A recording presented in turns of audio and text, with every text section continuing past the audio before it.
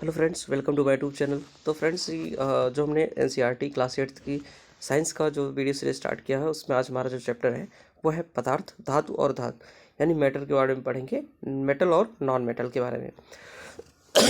तो मैंने यहाँ पे सारे इंपॉर्टेंट पॉइंट्स हाईलाइट कर लिए हैं, जिससे आपको नोट्स बनाने में आसानी रहेगी। और सारी वीडियोज़ को देखने के लिए आप हमारे चैनल पर जा करके देख सकते हैं। चलिए वीडियो को स्टार्ट करते हैं। आप चैनल को सब्सक्राइब कर दीजिएगा। देखिए, जो हमारा चैप्टर है आज का वह है धातु और अधातु। इसके बारे में हम पढ़ेंगे किस तरीके से हम धातु और अधातु में अंतर कर सकते हैं। तो यहाँ पे हमने पॉइंट हाईलाइट किए हैं।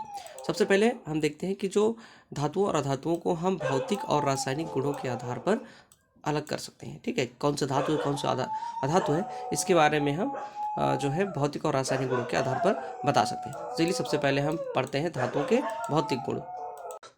तो हम पढ़ते हैं धातुओं और अधातुओं के भौतिक गुण।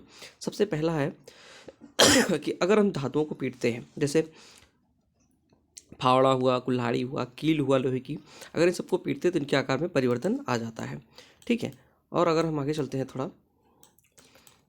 यहाँ पे देखते हैं तो देखिएगा, लोहे की कील और एल्यूमिनियम के तार को पीटने पर इसके आकार में परिवर्तन हो जाता है, और अगर अधिक इसको पीटते हैं तो ये शीट में परिवर्तित हो जाता है। आपने एल्यूमिनियम फाइल देखी होगी जिसमें हम खाद्य सामग्रियों को लपेटते हैं। तो ये कौन सा गुण है? धातुओं का वह गुण जिसके कारण उन्हें पीट कर शीट में परिवर्तित किया जा सकता है, आघात वर्धनीयता कहलाता है। क्या कहलाता है? आघात वर्धनीयता कहलाता है। और यह सिर्फ धातुओं में पाया जाता है। पीट करके उनको चादर बनाने का जो गुण होता है सिर्फ धातुओं में पाया जाता है।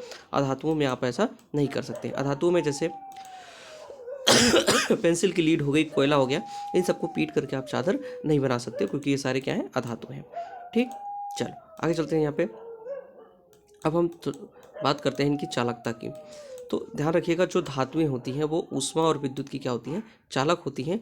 जबकि जो अधातु है, जैसे गंधक, सल्फर और कोयला, ये अधातुएं हैं, ये विद्युत और ऊष्मा की चालक नहीं होती हैं। ठीक है, आगे चलते हैं। यहाँ पे हम देखते हैं धातुओं का वह गुण जिसमें उन्हें खींचकर तारों के रूप में परिवर्तित किया जाता है, उसे हम तन्यता कहते हैं। क्या कहते हैं?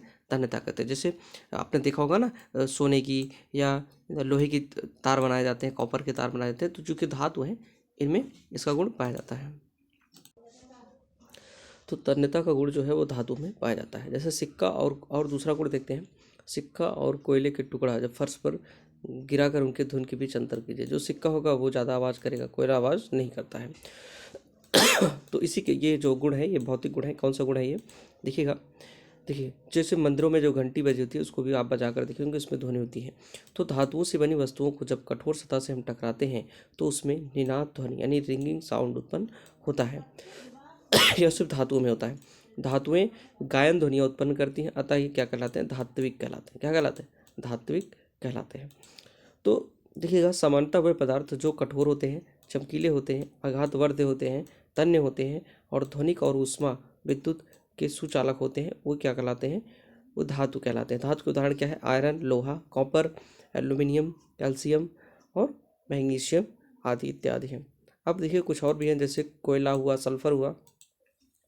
कोयला सल्फर जैसे पदार्थ नर्म है तथा दिखने में मलिन है। ये हथौड़े की हल्की चोट से टूट करके चूरा हो जाते हैं। इनमें ध्वनि नहीं होती है। ऊष्मा और विद्युत के कुचालक होते हैं। ये अधातु कहलाते हैं, जैसे सल्फर, कार्बन, ऑक्सीजन, फास्फोरस इत्यादि। ठीक है, चलो आगे देखते हैं कुछ और चीज़ें। जैसे सोडियम और पोटेशियम धातु नरम होते हैं और इन्हें चाकू से काटा जा सकता है। इसको ध्यान रखिएगा, इंपॉर्टेंट पॉइंट है। मरकरी जो पारा है, केवल ऐसा धातु है जो कमरे के ताप पर द्रव अवस्था में पाया जाता है। ठीक है, यह एक अपवाद है। बाकी सभी कमरे के ताप पर जो होता है वो नॉर्मल टेम्परेचर पर क्या होते हैं? ठोस अवस्था में धातुएं होती हैं। अब हमने भौतिक गुण इनके पढ़ लिए। अब हम पढ़ते हैं इसके रासायनिक गुणों के बारे में, धातुओं और अधातुओं के रासायनिक गुण। सबसे पहले हम देखते हैं ऑक्सीजन से क्रिया। आयरन में जंग लगने की जो परिघटना होती है, वो आयरन मतलब लोहे में जो जंग लगता है वो लोहे का ऑक्सीजन से क्रिया होने के कारण लगती है। ठीक है, चलिए आगे चलते हैं। यहाँ पे देखिएगा, कॉपर के बर्तन में लंबे समय तक कॉपर के बर्तन को लंबे समय तक नम वायु में रखते हैं तो उस पर एक हरी परत जम जाती है। किस कलर की? हरी परत जम जाती है, जो कि यह कॉपर हाइड्रोक्साइड CuOH ट्वाइस और कॉपर कार्बोनेट CuCO3 का मिश्रण होता है। देखिए यहाँ पे जैसे कॉपर है, इसको नमी मतलब H2O और ये कार्बन डाइऑक्साइड और ये ऑक्सीजन की उपस्थिति में जो हम वायुमंडल में खुले में रख देते हैं तो ये CuOH ट्वाइस कॉपर हाइड्रोक्साइड और कॉपर कार्बोनेट बनाते हैं। ठीक है, यहाँ से क्वेश्चन आप इसको नोट कर सकते हैं। चलिए आगे देखते हैं। देखिएगा मैग्नीशियम के ऑक्साइड की प्रकृति जो होती है वो क्षारीय होती है और धात्विक ऑक्साइड क्षारीय प्रकृति के होते हैं। यहाँ पे दो चीज़ जान लीजिए कि जो मैग्नीशियम के ऑक्साइड हैं वो क्षारीय होते हैं, क्योंकि मैग्नीशियम क्या है, धातु है। जितने भी धातु ऑक्साइड होते हैं उनकी प्रकृति कैसी होती है, क्षारीय होती है। अब क्षारीय और क्षारीय है एक अम्ल है, इसका पता कैसे करते हैं, तो इसका पता करने के लिए हम लिटमस पेपर का यूज करते हैं। लिटमस पेपर यहाँ पे आप देखोगे तो ये क्या है, लिटमस पेपर है। तो इस लिटमस पेपर पर अगर हम कोई भी सॉल्यूशन डालते हैं, कोई भी चीज़ को टच करते हैं, तो अगर ये नीला लिटमस पेपर लाल हो जाता है तो एसिड होता है, और लाल लिटमस पत्र अगर नीला हो जाता है तो वो क्या होता है, बेस होता है। इस तरीके से हम एसिड और बेस का पता कर सकते हैं। चलो आगे चलते हैं। यहाँ पे क्वेश्चन देखते हैं। देखो, सल्फर और ऑक्सीजन की अभिक्रिया में बनने वाले उत्पाद का नाम सल्फर डाइऑक्साइड होता है, गैस होती है। जब सल्फर डाइऑक्साइड को जल से में विलय करते हैं तो सल्फ्यूरस अम्ल बनता है। क्या बनता है, सल्फ्यूरस अम्ल। मतलब पहले सल्फर ऑक्सीजन मिलकर सल्फर डाइऑक्साइड बनाएंगे, फिर सल्फर डाइऑक्साइड को अगर हम जल में मिलाते हैं तो सल्फ्यूरस अम्ल बनता है। एक रिएक्शन यहाँ पे है, सल्फर डाइऑक्साइड है, जल में मिलाया तो सल्फ्यूरस अम्ल H2SO3, इसका नाम याद रखिएगा, क्वेश्चन में एग्जाम में पूछा जा सकता है। सल्फ्यूरस अम्ल नीले लिटमस पत्र को लाल कर देता है। अगर नीले को लाल करता है तो क्या होगा, एसिड होगा। तो यहाँ पे लिखा है जो अधातु होते हैं, अधातुओं के ऑक्साइड कैसे होते हैं, अम्लीय होते हैं। मैंने बताया था धातुओं के ऑक्साइड कैसे होते हैं, क्षारीय होते हैं। ठीक है। अब देखिएगा यहाँ जल से अभिक्रिया, धातु अधातु किस प्रकार से जल से अभिक्रिया करते हैं, तो ध्यान रखिएगा। सोडियम धातु बहुत अभिक्रियाशील होता है। यह ऑक्सीजन तथा जल के साथ अत्यंत तीव्र अभिक्रिया करता है, अधिक ऊष्मा उत्पन्न करता है। इसलिए जो सोडियम होता है इसको मिट्टी के तेल में रखा जाता है। किस में रखा जाता है, मिट्टी के तेल में। इसको पॉइंट को नोट कर लीजिएगा, सोडियम बहुत ही अभिक्रियाशील धातु होती है। चलो आगे चलते हैं।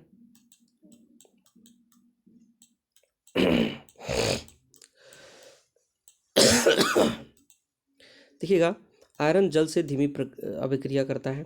अधातु जल से अभिक्रिया नहीं करते हैं। जो अधातुएं होती हैं जल से अभिक्रिया नहीं करती हैं।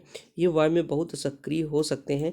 इस प्रकार अधातुओं को जल में रखा जाता है। जैसे ये यहाँ पे बहुत इंपॉर्टेंट पॉइंट है, इसको नोट कर लेना। फास्फोरस, फास्फोरस क्या है, एक सक्रिय अधातु है। क्या है, अधातु है।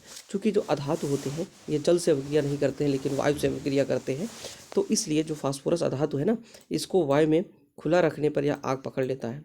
फास्फोरस से वायुमंडलीय ऑक्सीजन का संपर्क ना हो इसलिए इसे जल में रखते हैं। ध्यान रखना, जो वहाँ का सोडियम होता है उसको हम मिट्टी के तेल में रखते हैं जिससे उसको हवा और पानी न मिल सके, और जो फास्फोरस होता है ये क्या करता है, वायु से क्रिया करता है, इसलिए इसको जल में रखते हैं। तो इसको ध्यान रखना, काफ़ी इंपॉर्टेंट क्वेश्चन है। चलो, अम्लों से अभिक्रिया। अब देखते हैं किस प्रकार से अम्लों से अभिक्रिया करते हैं हमारे धातु और अधातुएं। ठीक है, यहाँ पे पॉइंट मैंने हाईलाइट किए हैं। देखिएगा, अधातु सामान्यतः अम्लों से अभिक्रिया नहीं करते हैं। जो अधातुएं होती हैं वो सामान्यतः अम्लों से अभिक्रिया नहीं करती हैं। ध्यान रखना, अधातुएं, धातु अम्लों से अभिक्रिया करते हैं तो हाइड्रोजन गैस उत्पन्न करते हैं जो कि पॉप करके पुट करके जलती है। ठीक है, अब देखिए यहाँ पे अभिक्रिया भी मैं आपको दिखा देता हूँ।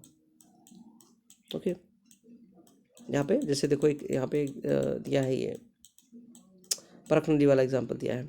तो जैसे मान लो कोई अभिक्रिया अगर आप कराते हो, यहाँ पे धातु अम्ल से क्रिया कराते हो तो उसमें हाइड्रोजन गैस बनती है। क्या बनती है, हाइड्रोजन गैस बनती है जो कि पाप ध्वनि के साथ जलती है। ठीक है, यहाँ पे देखिए एग्जाम्पल भी दिया है। कॉपर तनु हाइड्रोलिक अम्ल से अभिक्रिया करने पर भी अभिक्रिया नहीं करता। जो कॉपर होता है हाइड्रोलिक अम्ल से अभिक्रिया नहीं करता है, लेकिन वो किससे अभिक्रिया करता है, सल्फ्यूरिक अम्ल से अभिक्रिया करता है और हाइड्रोजन गैस बनाता है। क्षारों से अभिक्रिया। अब हम देखते हैं धातु और अधातु की क्षारों से अभिक्रिया। धातु अधातु किस प्रकार से क्षार से अभिक्रिया करते हैं। ठीक है, अब देखिए यहाँ पे ध्यान से देखिएगा, यहाँ पे कॉपर सल्फेट है। आपका कॉपर सल्फेट है, ये बीकर ए है, बीकर बी है, बीकर सी है, बीकर डी है, बीकर ई है। तो बीकर ए में क्या है, कॉपर सल्फेट है, बी में कॉपर सल्फेट, सी में ZnSO4 जिंक सल्फेट, और आयरन सल्फेट FeSO4, और ई वाले में क्या है, ZnSO4। इसमें क्या मिलाते हैं, पहले जिंक का टुकड़ा मिलाते हैं, फिर आयरन का टुकड़ा दूसरे मिलाते हैं बी में, सी में कॉपर का टुकड़ा मिलाते हैं, और डी में आपका मिलाते हैं तांबे की छिलन। कॉपर और ई में क्या मिलाते हैं Fe। अब देखिए इनमें क्या क्या चेंजेस होते हैं हम देखते हैं। दोनों बीकर को आप देखिएगा ऊपर नीचे, देखो बीकर एयर पहले कैसा था निला, अब कैसे हो गया रंगहीन हो गया। तो इसमें क्या हुआ, चूंकि Zn जो होता है ना वो ज़्यादा क्रियाशील होता है कॉपर से, इसलिए ये Zn क्या करता है जिंक क्या करता है इस कॉपर को हटा देता है और खुद SO4 के साथ ZnSO4 बना लेता है। क्या बना लेता है, आप देखोगे यहाँ पे ZnSO4 बना लेता है। ये देखिए यहाँ से ZnSO4 बन गया और जो यहाँ का कॉपर था ना वो नीचे तली में बैठ जाता है। आप देखोगे यहाँ पे तली में कॉपर बैठ गया है। ठीक, इसी तरीके से दूसरे वाले में देखते हैं, यहाँ पे कॉपर सल्फेट था, कॉपर सल्फेट का विलयन था, इसमें हमने आयरन को मिलाया तो आयरन ने क्या किया, कॉपर को विस्थापित कर दिया। कॉपर कहाँ हो गया, आपका नीचे बैठ गया और ये जो नीला कलर का था ये हरे कलर का विलयन हो गया। सी में क्या हुआ, सी में हमारा ZnSO4 था, इसमें हमने कॉपर मिलाया। चूँकि कॉपर जो होता है वो कम क्रियाशील होता है जिंक से, इसलिए ये इसको प्रतिस्थापित नहीं कर सकता है और जैसे सेम डी सी वाला था वैसे सेम रहता है, कोई चेंज नहीं होता। इसी तरीके से डी वाले में FeSO4 है, कॉपर मिलाते हैं, कॉपर कम अभिक्रियाशील होता है आयरन से, तो इसलिए कोई चेंज नहीं होता, सेम ऐसे ही रहता है। ठीक, और ई वाले में ZnSO4 था, हमने आयरन मिला दिया तो आयरन जो है कम क्रियाशील होता है किससे, Zn से, इसलिए यहाँ पे देखो कोई चेंज नहीं हुआ, ई वाले में कोई चेंज नहीं हुआ। तो जो अभिक्रियाशील धातु होती है वो कम अभिक्रियाशील धातु को प्रतिस्थापित कर देती है। ठीक है, इसका हमने प्रयोग आपको दिखा दिया। यहाँ पे देखिएगा, एक धातु दूसरे धातु को अपने यौगिक के जलीय विलयन में विस्थापित कर देती है। आपने देखा कि जिंक कॉपर सल्फेट विलयन में से कॉपर को प्रतिस्थापित करता है, कॉपर सल्फेट का नीला रंग अदृश्य हो जाता है और बीकर के पेदे में कॉपर का लाल चूर्ण जमा हो जाता है। ये मैंने आपको रिएक्शन ऊपर ही समझा दिया है। ये देखिए यहाँ पे रिएक्शन दिया है, CuSO4 है, इसमें हम जिंक मिलाते हैं, नीले कलर का था ये, इसमें जिंक मिलाते हैं तो ये कॉपर को हटा के इसके साथ जुड़ जाता है। ठीक है, तो ये ZnSO4 बनाता है जो रंगहीन होता है और कॉपर लाल कलर का नीचे बैठ जाता है। ठीक है, इसी तरीके से बी और सी में अब क्रियाएँ होती रहती हैं। देखिएगा जो सी था, सी में जिंक का कॉपर द्वारा ई में आयरन द्वारा विस्थापित हो सकता है। देखो बीकर सी में जिंक का कॉपर द्वारा और बीकर ई में आयरन द्वारा विस्थापन हो सकता है। इसी प्रकार बीकर डी में आयरन का विस्थापन कॉपर द्वारा हो सकता था, लेकिन ऐसा नहीं हुआ। क्यों नहीं हुआ, क्योंकि मैंने बताया जो धातुएं ज़्यादा अभिक्रियाशील होती है वो विस्थापित करती है कम अभिक्रियाशील वालों को, लेकिन जो कम अभिक्रियाशील होती है वो विस्थापित नहीं कर पाती है। तो देखिएगा यहाँ पे मैं आपको बता देता हूँ, देखो जिंक कॉपर को प्रतिस्थापित कर सकता है, तो बीकर सी में कॉपर जिंक को प्रतिस्थापित क्यों नहीं कर सकता, इसलिए नहीं कर सकता क्योंकि कॉपर कम अभिक्रियाशील है, जिंक अधिक अभिक्रियाशील है। ठीक है, आगे चलते हैं। जिंक कॉपर और आयरन में अधिक अभिक्रियाशील होता है। जिंक जो होता है कॉपर और आयरन में, मतलब सबसे ज़्यादा अभिक्रियाशील कौन है, जिंक है। एक अधिक अभिक्रियाशील धातु कम अभिक्रियाशील धातु को प्रतिस्थापित कर सकती है, परंतु कम अभिक्रियाशील धातु अधिक अभिक्रियाशील धातु को प्रतिस्थापित नहीं कर सकती है। ठीक है, इसके बारे में अब यहाँ से हम नेक्स्ट वीडियो में पढ़ेंगे धातु और धातुओं के उपयोग। Thanks for watching.